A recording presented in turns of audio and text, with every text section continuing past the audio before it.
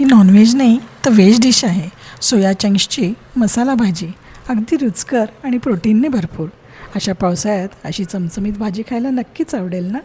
चला तर मग पाहूया कशी करायची ही भाजी.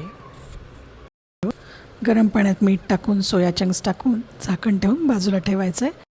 वाटण्याकरता सुकं खोबरं, दालचिनीचा तुकडा एकत्र भाजून कोथिंबीर टाकून वाटून घेणार आहोत. सोया चंक्स पाण्यातून काढून घट्ट पिळून घेणार आहोत. त्यानंतर एका पॅनमध्ये तेल टाकून हे सोया चंक्स टाकून त्यावरती मीठ आणि आलं लसणाची पेस्ट टाकून आपण हे परतून घेणार आहोत.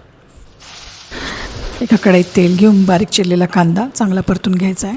त्यावरती मग हळद, तिखट, पॅडगी मिरची पावडर, धणे पावडर, जिरे पावडर आणि गरम मसाला टाकून त्यावरती आलं लसणाची पेस्ट, थोडंसं गरम पाणी आणि हे वाटलेलं वाटण हे एकत्र करून त्यामध्ये टॉमॅटोची प्युरी, मीठ एकत्र करून व्यवस्थित परतून घेऊन त्यात चंक्स आणि गरम पाणी टाकून एकत्र करायचं आहे आणि हे व्यवस्थित याला एक उकळी काढायची. पहा आपला मसाला किती छान झालेला आहे. आपलं तेलही व्यवस्थित सुटलेलं आहे. मसाला एकदम छान भाजला गेलेला आहे. अशी चमचमीत भाजी खायला खूपच छान वाटते. पोळीबरोबर, भाकरीबरोबर खूपच छान लागते. तुम्हीही करून पहा.